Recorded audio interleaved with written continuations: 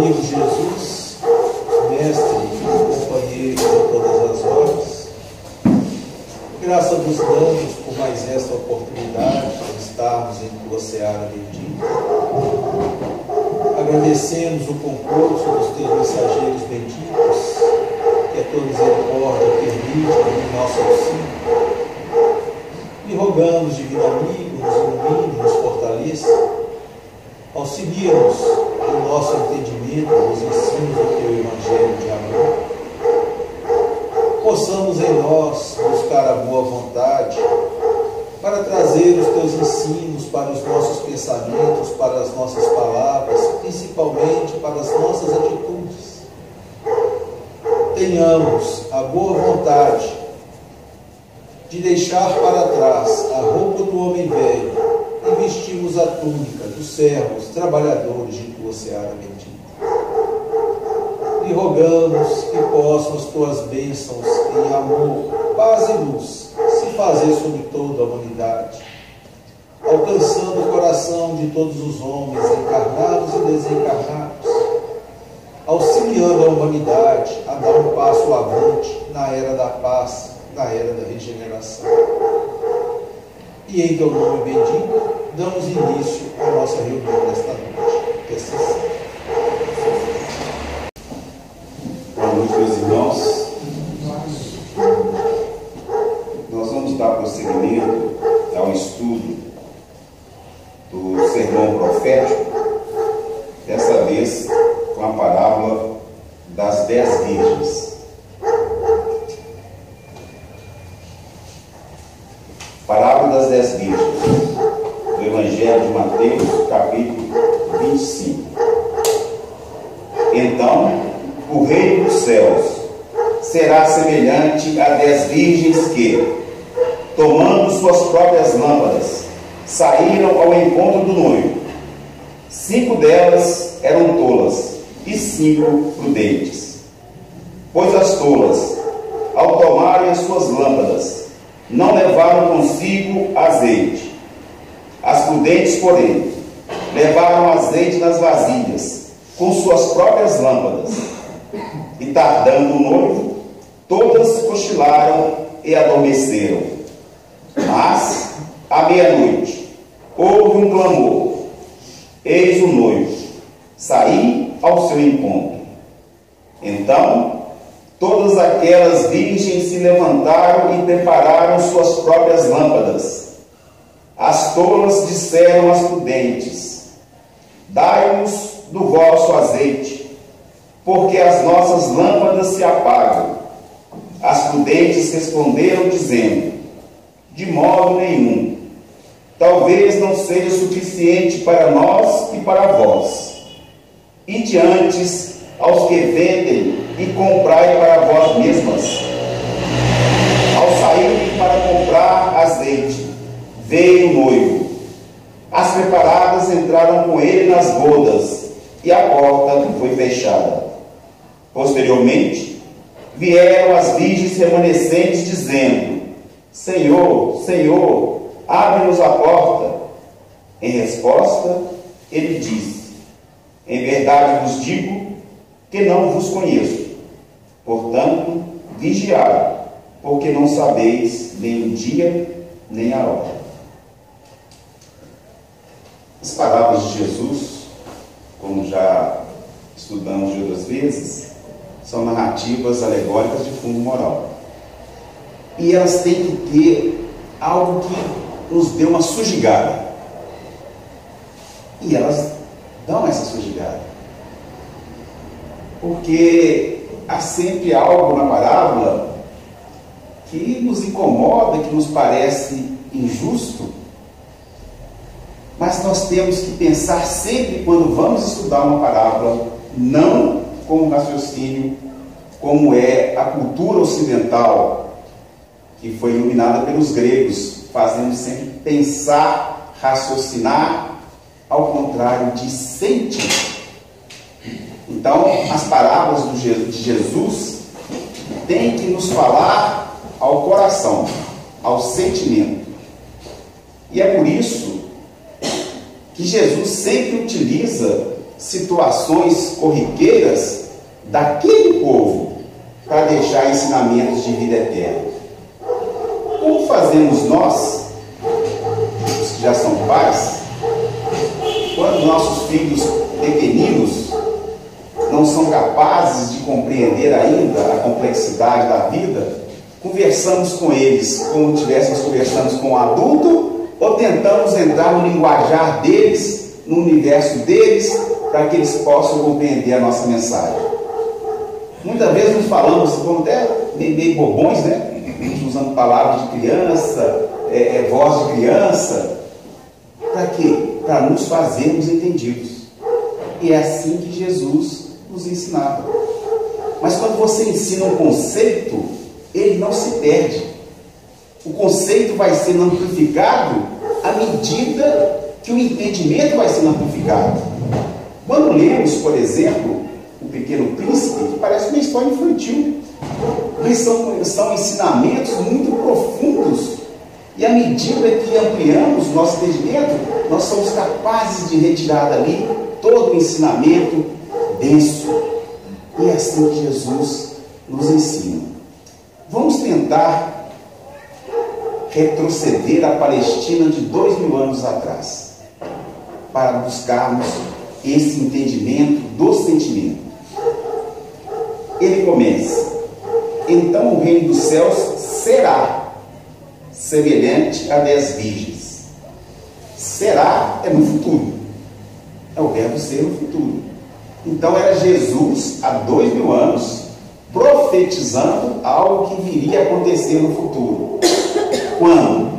Agora. Porque no sermão profético, ele fala, quando os apóstolos perguntam, mas quando se dará isso? Quando tivermos guerras, reino contra reino, fome, terremotos, quando aparecerem muitos falsos cristos, falsos profetas, falando em meu nome, parece algo familiar? Com os nossos dias de tormentos, de dores, de sofrimentos? É Jesus, naquela época, falando desse momento atual. E Jesus, toda vez que vai falar da nossa ligação com o Pai, com o Rei dos Céus, ele sempre compara a um casamento. Porque o casamento é a relação mais íntima que se pode ter. E isso eles compreendiam, da intimidade. E como ele queria transmitir sentimento, existe a festa do casamento, as bodas, que para eles significavam o quê? Felicidade, alegria, plenitude, satisfação. É Jesus transmitindo ali o sentimento. Em um dos salmos de Davi, que ele quer expressar a alegria, a satisfação que ele se encontrava, ele usa a expressão seguinte: os meus dentes estavam cheios de carne e gordura. Parece estranho, não parece? Mas se você quisesse relatar a sua satisfação, para quem gosta de uma picanha gorda, não era assim que você ia relatar? Porque você não quer falar, por exemplo, se eu dissesse, eu tenho aqui uma barra de chocolate, de 10 por 15 centímetros, com 1 centímetro de espessura, com várias castanhas. Eu estou descrevendo racionalmente uma barra de chocolate. Mas não é isso que eu quero transmitir. Se eu quisesse transmitir o sentimento, ia colocar uns gritos, uns urras, né? Se pudesse fazer uma imagem, dar uns pulos, que é para mostrar a emoção, e não o raciocínio. Então Jesus quer trazer a emoção. Aí quando ele compara que o reino dos céus será como 10 virgens, tomando suas próprias lâmpadas, saíram ao encontro do noivo. Emmanuel, em o livro Consolador e outras publicações, nos informa que o noivo é Jesus. Então, nessa festa de casamento, nessa festa de comunhão, o noivo é Jesus. não relata sobre a noiva? As virgens são as amigas da noiva? São aquelas acompanhantes da noiva? E a noiva, nós podemos tomar, como Jesus fala em outra passagem, no capítulo 15 do Evangelho de Mateus, que não vim senão pelas ovelhas perdidas de Israel. Então, a noiva são esses primeiros religiosos da crença no Deus único. Na crença do Deus único. Mas então quer dizer que são só os judeus?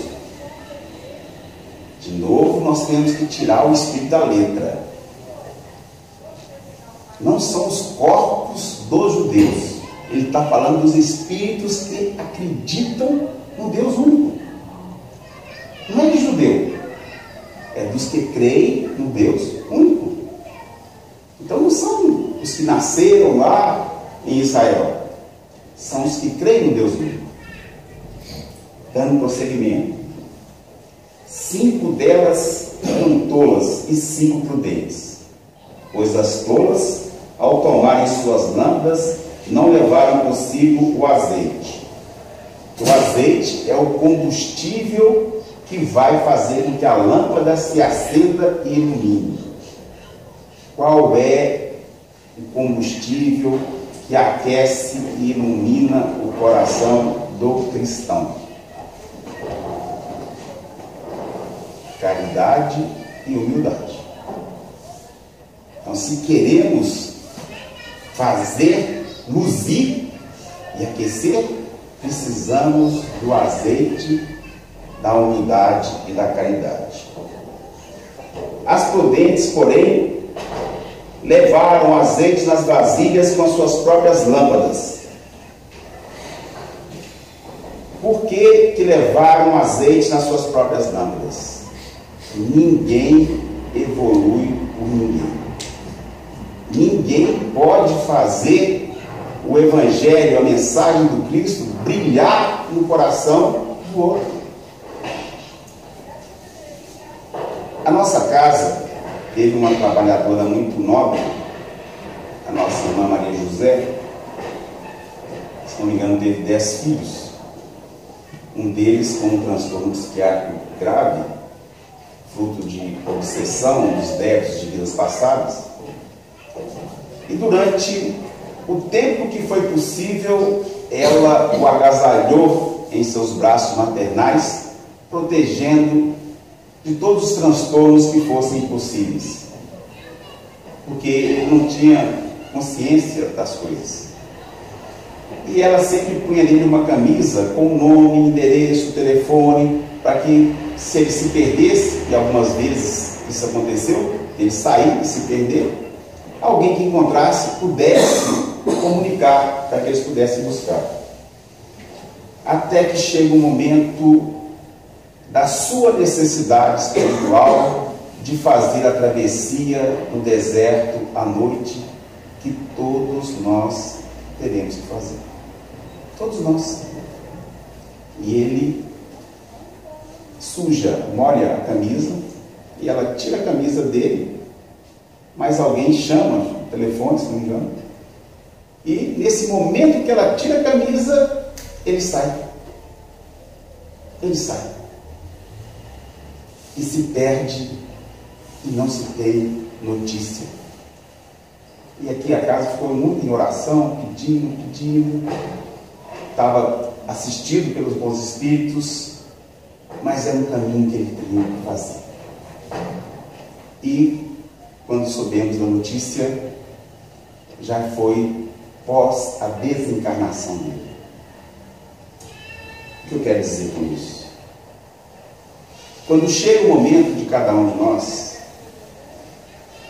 a luz do outro, que é quando as prudentes pedem, as tolas pedem às prudentes o azeite, que ela responde que talvez não dê para nós e para vós, é isso. Nesse momento, com todo o amor, com todo o carinho, com todo o trabalho nobre que ela realizou nessa casa, ela não pode subverter a lei divina. Não pode subverter a lei divina. Porque senão a história, a parábola, nos agride. Jesus ensina a caridade. Conta uma parábola em que as virgens prudentes negam o azeite às virgens tolas. Que falta de caridade. Não é assim que a gente interpreta aqui? A gente não fala, né? Porque Jesus falou, a gente fica assim, sem querer falar. Mas não é. Cadê a caridade das virgens prudentes para com as virgens tolas? Porque você não evolui para o outro. Jesus não nos quer como bajuladores o tempo todo. Ai, Jesus, meu mestre. Ai, Jesus, filho de Deus vivo. Ai, Jesus, primogênito dos céus. Ele não nos quer. Ele se fez tal qual se fora um homem comum, para que nós, homens comuns, aprendêssemos a nos tornarmos crísticos. Ele não nos quer ver na condição que estamos, ele quer ver luzindo, ele quer ver a nós como Cristos, não como mendigos da sua clemência e do seu amor. Entende a diferença? Então nós temos que fazer luzir em nós. Por isso é tolo. Aqui, por exemplo, se falarmos aqui, mas nós trabalhamos, conhecemos, fomos amigos da nossa irmã Josefa. A luz da nossa irmã Josefa vai brilhar em nós? E quando chegar o nosso momento de atravessar o deserto, à noite, e que a irmã Josefa, o pai Benedito, o nosso irmão Lázaro, estão fazendo um outro trabalho com um número muito maior de pessoas. E aí? A culpa é deles?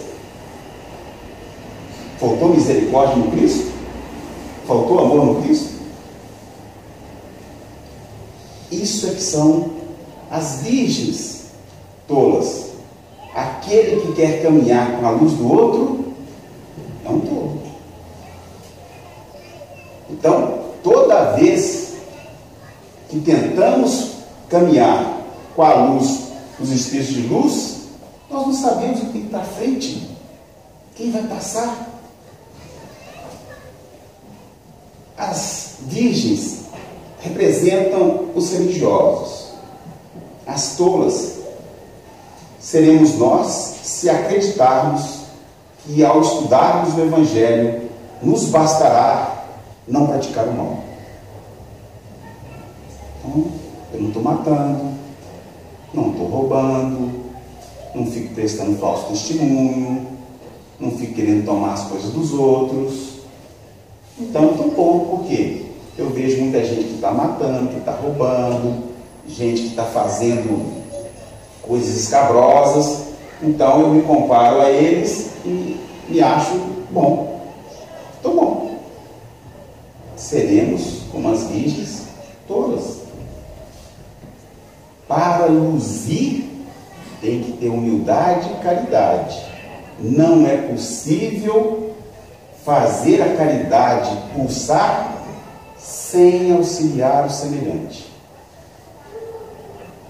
As virgens prudentes são as que praticam o bem.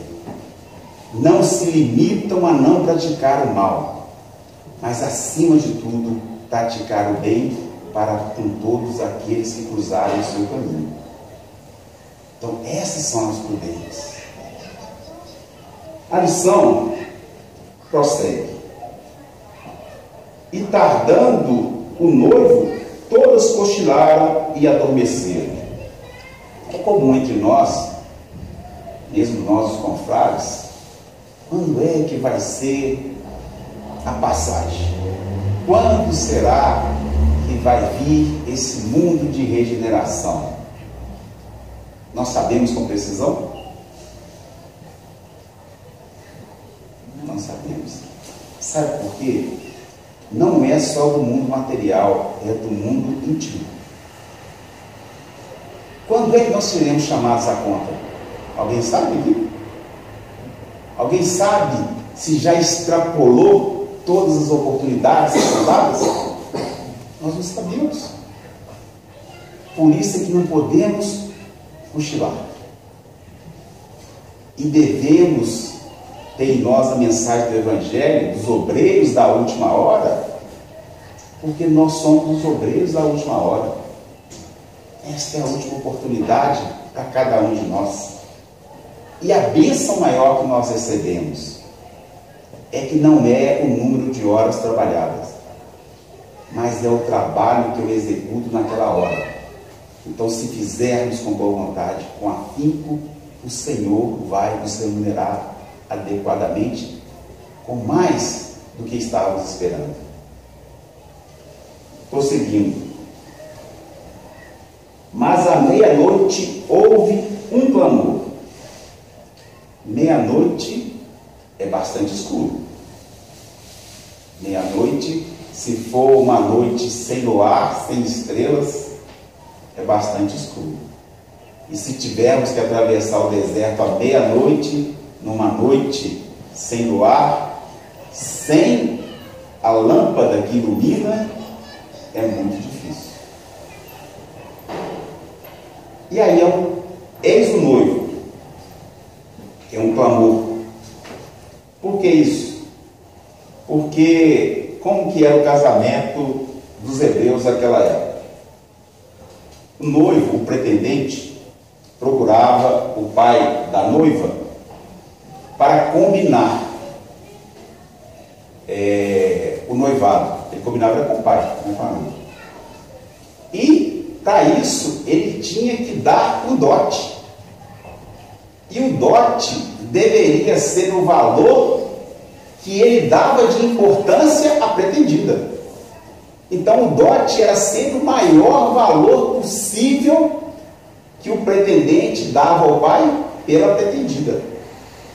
Ele dava o dote, voltava para a casa do seu pai e ia preparar o lugar para os dois, o cafofo, o melhor que ele pudesse, para que a noiva, ao chegar, ficasse contente. Então, ele estendia o trabalho, o serviço, dava o dote, e quando era da ocasião da festa, ele fazia uma surpresa, porque as noivas adoravam ser surpreendidas. Ele escolhia a hora para poder aparecer e como que arrebatar a noiva. E as festas duravam, às vezes, 7 dias. Então Jesus traz essa imagem de festa, de felicidade, mas muito mais duradoura. Muito mais duradoura. Para que eles entendessem a mensagem do Evangelho. Então todas aquelas virgens se levantaram e prepararam suas próprias lâmpadas. As tolas disseram aos prudentes: dai-nos do vosso azeite, porque as nossas lâmpadas se apagam. As prudentes responderam dizendo: de modo nenhum, talvez não seja o suficiente para nós e para vós. O Chico várias vezes deu-nos exemplo disso, que às vezes pediu o Chico uma ajuda. O Chico respondia normalmente assim: meu filho, quem sou eu? Mas vamos pedir a Jesus para ver o que podemos fazer. Prudente ele. Porque será que ele pode interferir? Até quando naquela situação? Então, prudente é isso. É ter paciência, ter calma, fazer uma análise. Então, essas são as prudentes.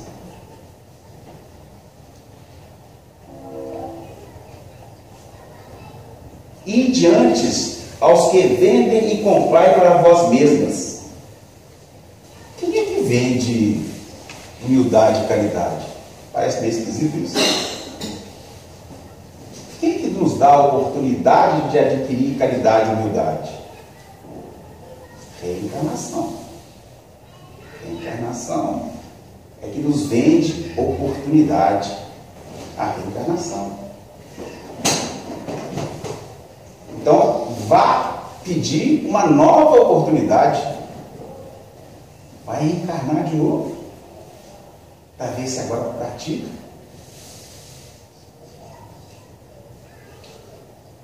Ao saírem para comprar azeite, veio o noivo. As preparadas entraram com ele nas bodas e a porta foi fechada. É essa a mensagem. Quando é que vai ser a nossa? Será que nós teremos muito mais encarnações ainda de oportunidade antes de que venhamos ser chamados para o mundo de regeneração? E quem fechou a porta? Jesus bate a porta e fecha a porta? Vocês acham coerente isso com a conduta do Cristo? A porta se fecha porque se fecha um ciclo. O ciclo fecha por si. Não é Jesus que está fechando. Então, terminado o ciclo de expiação e provas, a porta fecha automaticamente. Mas nós não sabemos a hora nem o dia. Posteriormente vieram as virgens remanescentes dizendo: Senhor, Senhor, abre-nos a porta. A grande dificuldade é de conhecermos Jesus só nas palavras. Nas palavras nós conhecemos, mas e na conduta? Porque ele já disse: o pastor conhece as suas ovelhas e as ovelhas conhecem o pastor. Nós falamos outra vez que o pastor chamava a ovelha por nome, e a ovelha conhece a voz do pastor. Mas quando não temos essa interação, nós não conhecemos de fato, de conduta, de verdade. E termina. Em resposta ele diz: em verdade vos digo que não vos conheço. Jesus está faltando caridade, não? Porta fechada, a gente clamando lá de fora, e Jesus, sem misericórdia, sem compaixão, ouve o nosso clamor. Não, Jesus não faz isso. Mas Jesus não contraria a lei de Deus, que é a liberdade de cada um de nós. Cada um de nós é livre para escolher o seu caminho, a sua caminhada, mas é responsável pela escolha que faz.